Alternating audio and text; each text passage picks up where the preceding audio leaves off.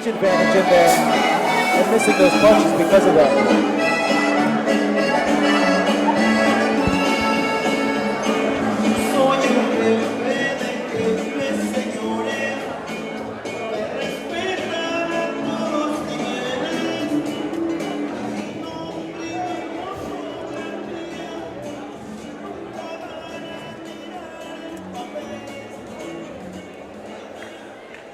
As we take a look in the ring now, Carlos Escobedo, hometown kid here of Tijuana, California, Baja California, excuse me, with an 0-4 record, as he now awaits his opponent, making his way to the ramp. No, it's not those two that just walked by. That is the corner of Escobedo. Highly doubt they'll let you fight in a black dress shirt with khakis. But about to make his way to the ring. 1-0 from Chula Vista, California, Brandon Cruz.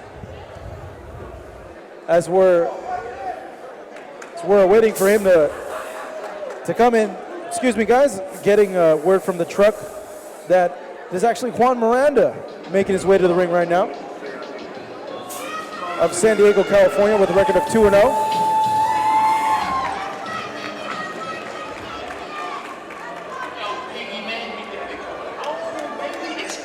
And I apologize, guys. Got misinformation from the truck. That is, in fact, Brandon Cruz. 1-0, Chula Vista, California. In the ring now. Sporting a little bit of mink in his ring attire. Looking fly.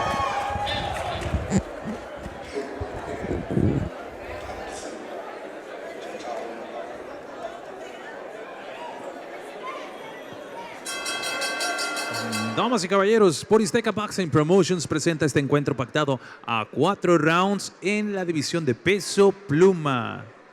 Presentando en la esquina azul, vistiendo pantaloncillo blanco con negro, con un peso de 126 libras, representando a su Tijuana, Baja California, Carlos Escobedo. Y su oponente peleando en la esquina roja, vistiendo pantaloncillo negro con plata, con un peso idéntico de 126 libras, representando de Chula Vista, California, Estados Unidos, Brandon Too Smooth Cruz. Y con las instrucciones finales, aquí está Jesús Soto.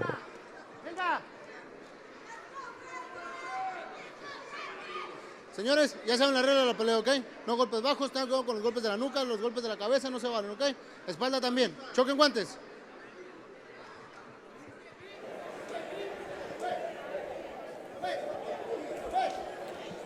All right, here we go. The 8th fight of the night here in the featherweight division. Best in Boxing, in association with Borizteca Boxing and Global Sports Streaming. Here at the Salon Mezzanine in Baja California, Mexico. Brandon Cruz in the black shorts with white trim going up against Carlos Escobedo in the white shorts with black trim. Immediately looking at Brandon Cruz.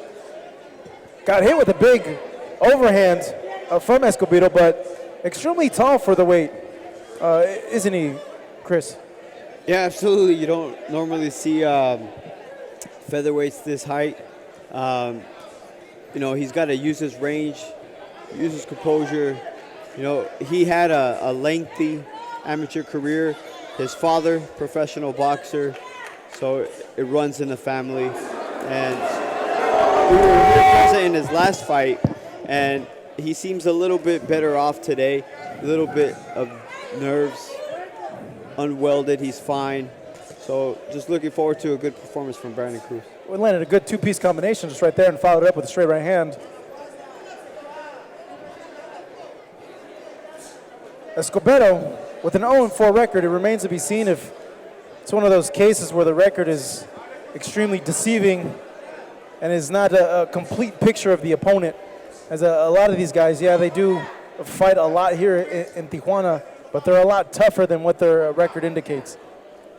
Absolutely, because I'm sure Carlos Escobedo has been thrown to fighters like Brandon Cruz before. Brandon Cruz, good fighter, good amateur pedigree. May not have been the case for Escobedo, and he's coming out here, so to speak, thrown to the lions, thrown to the wolves. So we'll see what he can do with it. It's a tough way to make a living, my man. Cruz being consistent with that jab. And the good thing about it, too, is he throws it and he follows it up, either with a straight or with a hook. Certainly something they teach you to learn for the fundamentals, right, Carlos?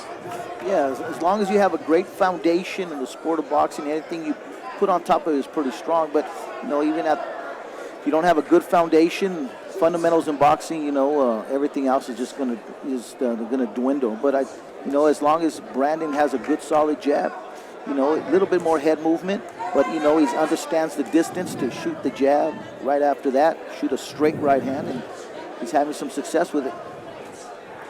Yeah, Carlos, I think a big part of it, yes, he is fundamentally sound right now, but a big part of it is that Escobedo is just a little bit herky-jerky, and it's not your typical opponent that you see in the gym, that you see in the amateur ranks. It's sometimes harder to deal with opponents like Escobedo. As Cruz ends around with a big hook there, lands flush on the face of Escobedo. And like you mentioned, a lot of these guys, extremely herky-jerky. Your regular combinations or the rhythm of the combinations don't land because their movement's so awkward where it takes you a little bit while to kind of get the rhythm and how they're moving. Yeah, yes, I agree. It's not traditional boxing. It's not what you see every day. It's just like anything else in life. If you see something out of the ordinary at your job, it's going to be hard to deal with. Same thing here with Brandon Cruz. He's seeing a little herky-jerky style that I assume he didn't deal with in the gym. He's having a little bit of trouble, but once he finds his timing, once he finds Escobedo's timing and rhythm, he'll be able to take him out of there. From a coach's perspective, as long as you're disciplined, you're calm, and you're shooting the shots at the chest, not going for so much the head, but the chest, and you'll start hitting something. So, you can find that there and calm that down. So we begin round number 2. Cruz eats a series of hooks there from Escobedo, keeping his chin straight up, hands down. Talk about fundamentals, that's not what they teach you for the fundamentals. Might have been a little bit of overconfidence from Brandon Cruz. See what he does with it. More or less, though, he gave Carlos Escobedo a little bit of confidence in those shots he just landed. That or woke Brandon Cruz up, those 2 big punches there. Reminding him, keeping him honest. Got to keep those hands up. Big hook to the body from Cruz.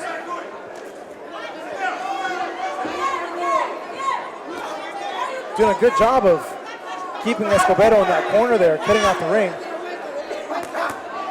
Follows it up with 2 more shots to the body. And another combination there. Escobedo appears to have a welt on his left side of his face. That's something that you could certainly expect Brandon Cruz to start targeting now.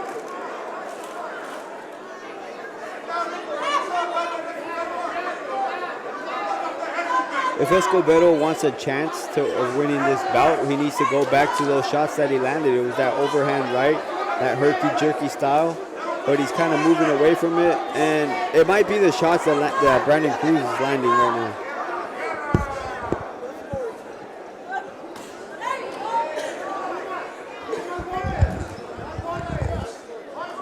Cruz, though, taking his time, being really patient in there.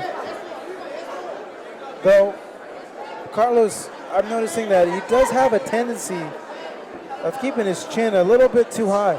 Yeah, and he needs a little bit more head movement, And he gets caught with the punch right there because of it. And that's because the stuff is coming from the outside. If, you add some head movement, give him some head movement, maybe shooting out with some angles and some lateral movements. You know, it'll be more safer for there. We'll keep the hands up there and just add some head movement. I think he'll be all right. Still a lot to learn for the young Cruz in his second professional fight. Living just a few miles north of here in Chula Vista, California. Town in which my co-host here, Chris Martin, calls home. A lot of good talent in this area, right guys? Yeah, San Diego's having some good stuff. We have Antonio Orozco signed with Golden Boy Promotions, you know, and some guys coming up, some of the younger talent. We have Genaro Gamez signed with Golden Boy Promotions as well. So, you know, there's some good things coming along for, you know, some of the guys coming up, and some of the bigger promoters starting to take notice of the talent here in San Diego. Yeah, absolutely. You mentioned Antonio Orozco, probably one of the closest fighters out of San Diego to winning a world title or in world title contention, and he's nonetheless your fighter, Carlos. Yeah. There's another fighter I'd like to bring up is Morcito Hesta. I was reading this week that he might be in line for a Jorge Linares fight, so, you know, that's another San Diego. And, you know, tomorrow we have Kenya Enriquez. She fought here at the Borizteca. She's fighting tomorrow to defend her title. So you have Giovanni Santillan fighting with Thompson Promotions. So we got some good stuff going on. Absolutely. So we get round number 3 in Escobedo. And coming forward just moments ago, throwing haymakers. And he's had success with those haymakers, but it's mostly due to Cruz keeping his hands down and keeping his chin up. He attempts 2 more haymakers, though they were blocked by Cruz.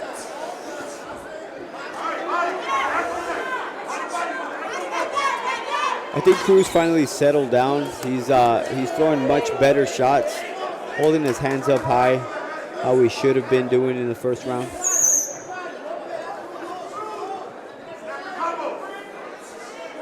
Now watching here ringside, and I know I mentioned it earlier, but just such a big size difference between both fighters. Cruz, a lot bigger, a lot longer, a lot taller than Escobedo in there. But as we're seeing there, Escobedo, he has heart. He's not in there just to get a check, though. He's eating a lot of shots to the body from Cruz. And that was a good left hook to the body. You can see Escobedo winced as soon as it landed. Cruz mixing his offense. There he goes again with that hook to the body. And down goes Escobedo from a shot to the body.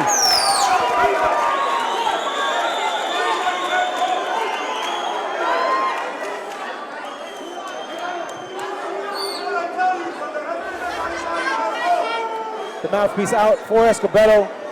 The corner now cleaning it. As we resume the action here in round number 3, Cruz looking to see if he can put Escobedo away now. Continuing the attack of the body. Having Escobedo against the ropes. Escobedo so far able to evade danger. Blocking a lot of these body punches. Cruz. And the body. Getting massive leverage on these body punches. And that was a veteran tactic by Escobedo. He got a few extra seconds by spitting out the mouthpiece. So I don't know how many seconds he has left. If he continues to take this onslaught to his body from Cruz. Cruz got to be careful though. Needs to pace himself in there. Towards the end of the round, Brandon Cruz was throwing a lot of hard shots, but they were blocked by Escobedo, so we'll see how he comes out in the 4th round if he changes up the tactic.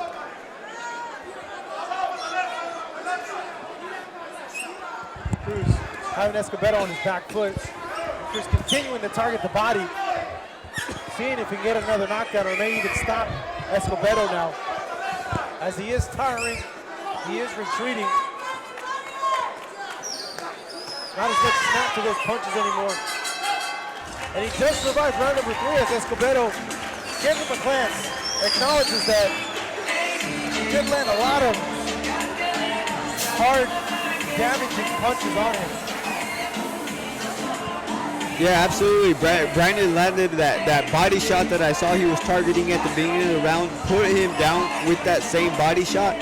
But at the end of the round, when he started going to the body here in the corner, Escobedo was able to block the majority of those shots. Well, Carlos coming into this fourth round. We take a look at a replay here first. What do we see here, Carlos? Well, going into the fourth round, I know Brandon's throwing shots, but look at where his right hand is. Whoa! The right hand is not placed on his cheek. You know, the shots are hard, but the guy's throwing punches back, so you got to put stuff back home, and that's, you know, protect yourself at all times. He has to be very careful. All that work he's put in can all be taken away for just a perfect, well-placed punch that Escobedo can land, and he has landed some crazy loopy shots so far in these 3 rounds. He definitely has, Marcos. And at this point in the fight, it might be his only success, his only chance. So, like Carlos mentioned, Brandon Cruz needs to keep that right hand up, both hands up, before giving Escobedo a shot. Escobedo just go for broke. You know what I'm saying? So Escobedo having a bit of a wardrobe malfunction there. His cup coming up and down. He has like a mouse over his left eye, correct? Yeah, he does. Yeah, I believe it happened in the second round. You got to be careful with those too. Cruz certainly sees it, is aware of it. But Cruz's focus has been to the body, given that he scored that knockdown, set it up with the body shot. He's taking his time now. He seems to have been relaxed a little bit.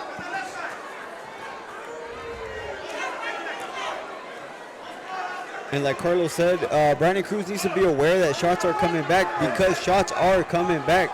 He needs to keep those hands up. And he's trying to set up that left hook, but he has to put back the right hand on his cheek because it's coming from the backside.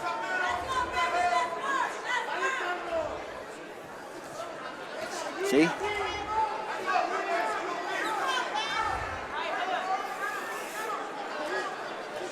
Escobedo slipping, moving around, able to get off the ropes there. Still life in him. One thing that I know in more than 10 years as a professional fighter is that once you hurt a man, you feel as though you can do it again. And right now, Cruz just needs to remember how he did it the first time, how he set it up. Cruz needs to remember to keep those hands up because he just ate a big shot there from Escobedo. As he continues to come forward. Though he did go down from body shot, Escobedo so far has shown a rock solid chin. It has not failed him at this point. No, definitely not. I think that's his forte right there, is that chin. That was exhausted. There's nothing behind these punches that he's throwing. And like I said earlier, Brandon Cruz just needs to remember how he landed that shot, and he did it by setting it up. Throwing shots elsewhere, distract his fighter, his opponent in front of him, and then go to the body with that hard left hook like he did earlier. Less than 30 seconds left in this round number 4. As it's been all Cruz so far in this round number 4. Pressuring, coming forward, mixing his attack to the body, to the head, the jabs. Oh, there it is. Here goes Escobedo from an uppercut. That was set up great with that jab. He got some position, bent the knee and shoot the right uppercut. Great job, great job. Yeah, he made him think he was going to the body. And once again, he's using that veteran move and buying more time, spitting out the mouthpiece. Surprised the referee hasn't warned him for that. As we come to the end of this round, what a spectacular shot from Cruz. Certainly, 2 knockdowns in the fight. It's going to come away the winner. But why was he able to land that uppercut before the end of the last round? It was like Carlos said earlier, he was able to land it because he was throwing to the body those vicious shots, and then it seemed as though he faked the shot and he just came up to the top and he put him down beautifully. That might be the knockdown of the night so far. That was a legitimate knockdown. Buckled his legs, went down, right uppercut was nice and clean. If anything, I thought the fight was over, but he was able to muscle through it.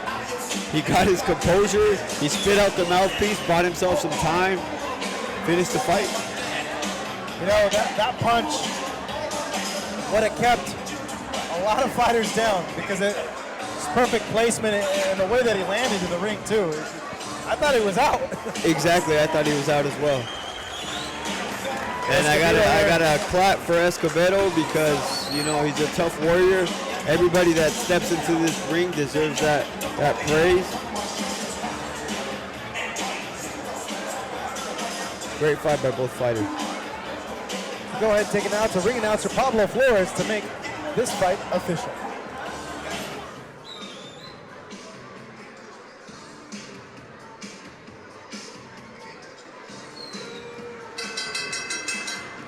Damas y caballeros, este combate ha sido a la distancia de 4 rounds, por lo tanto tenemos la decisión de los jueces.